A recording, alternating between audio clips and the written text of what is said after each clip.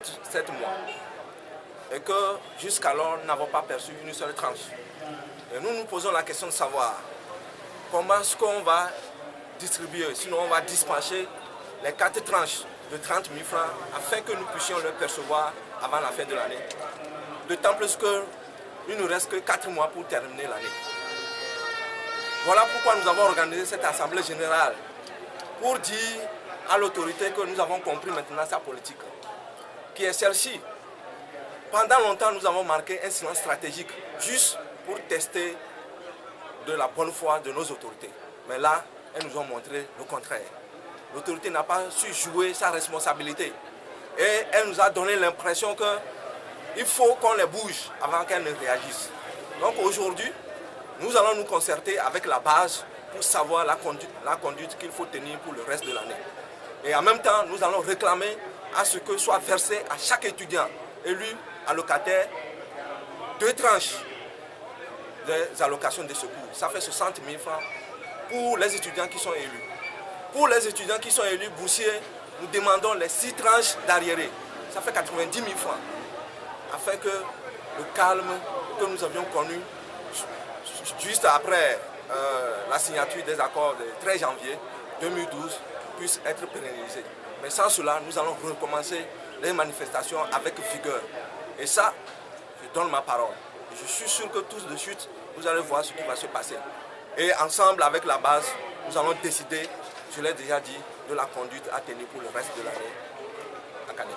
Les étudiants boursiers, 3 tranches. 6 tranches, ça fait 6 mois. 6 tranches pour eux. Ça fait 6 mois d'arriérés.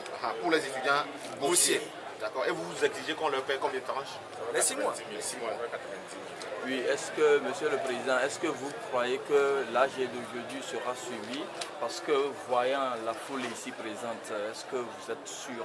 La foule n'est pas encore présente parce que quand nous avions passé l'information, c'était sur 11 h. Donc il n'est que 9 h. Et vous avez vu, ceux qui ont terminé leur cours ont commencé à s'avancer vers le lieu de l'Assemblée générale. Ça prouve qu'il y a un début de réussite déjà. Donc nous attendons, vous êtes toujours là avec nous et vous verrez que ce sera suivi. Est-ce que vous n'avez pas peur que les autorités togolaises disent après tout que vous êtes manipulé par les hommes politiques? Ça ne nous étonnera pas. C'est le seul mot qu'ils connaissent dans les dictionnaires. Pourquoi? Parce qu'au Togo, lorsque vous réclamez vos légitimes droits, on commence à dire que vous êtes manipulé.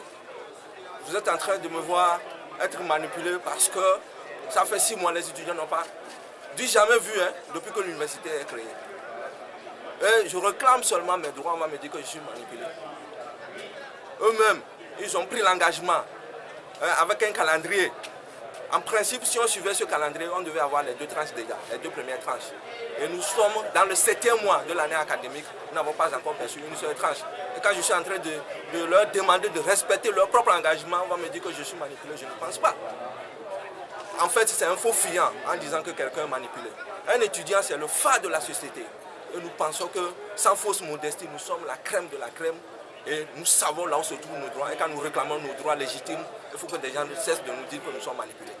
Oui, nous avons vu des présidents de ce mouvement qui ont travaillé avec vigueur, mais au finish, ils sont partis à la mangeoire. Qu'en est-il pour vous? Est-ce que vous allez emprunter le pas de vos prédécesseurs? Je vais rectifier quelque chose. Vous avez dit les présidents, c'est-à-dire que ceux qui nous ont précédés. Il n'y a qu'un seul faux pas.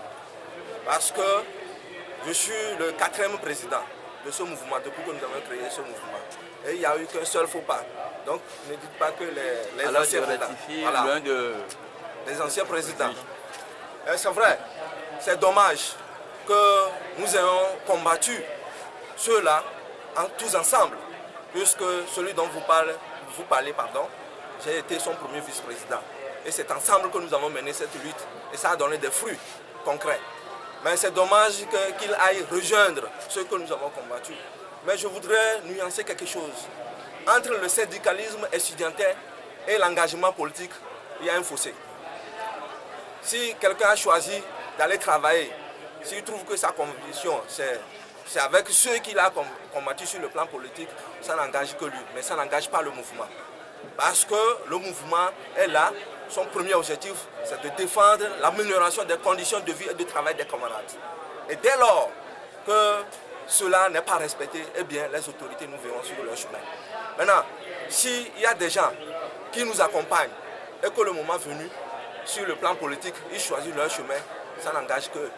Mais quelque part, c'est notre culture au Togo qui fait que nous pensons d'emblée que quand on milite sur le plan étudiantin, sinon en milieu syndicalisme étudiantin, eh bien, vous êtes automatiquement opposant.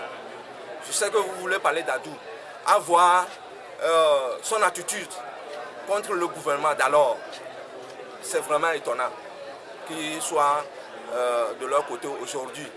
Ça a quelques répercussions sur le mouvement, mais étant donné que le mouvement n'incarne pas une seule personne, le mouvement c'est un groupe, eh bien nous avons pu quand même renverser la tendance et aujourd'hui vous verrez la confirmation que le mouvement tient toujours debout, malgré ce petit incident de parcours.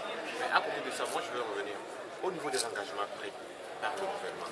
Ne voyez-vous pas que vous avez été un peu amorphe vis-à-vis du gouvernement dans la mesure où aujourd'hui vous sentez maintenant qu'on est en train de vous fouler au sol, en quelque sorte, parce que rester 7 mois sans une tranche, vous comprenez ce que ça veut dire. Est-ce que quelque part, l'erreur ne provient pas de vous? Non, pas du tout. Parce que nous, au Maître, nous avons plusieurs stratégies. Et depuis que cette équipe est montée au créneau, la stratégie que nous avions privilégiée, c'est la stratégie diplomatique. Et cette stratégie, soyez rassurés, ça a donné beaucoup de choses. Et comme ce n'était pas dans les manifestations, vous n'avez pas su. Cette stratégie nous a permis à ce que la classification de la licence LMD en catégorie A2 soit faite, j'allais dire. Cette stratégie nous a permis à ce que certains amphis soient rénovés. Cette stratégie surtout nous a permis à ce que l'eau soit rétablie dans les cités universitaires, pour ne citer que cela. Mais nous avons constaté avec amertume que les autorités pensent qu'en adoptant la stratégie de dialogue, pour nous, c'est le résultat. Pour pouvoir atteindre les résultats, c'est un signe de faiblesse. Parce que nous avons passé par tout moyen pour qu'on donne vite les tranches d'aide aux étudiants, mais cela n'est pas fait. Donc aujourd'hui, nous allons leur démontrer que ce n'est pas que nous avions oublié nos vieilles habitudes. Voilà. Merci beaucoup.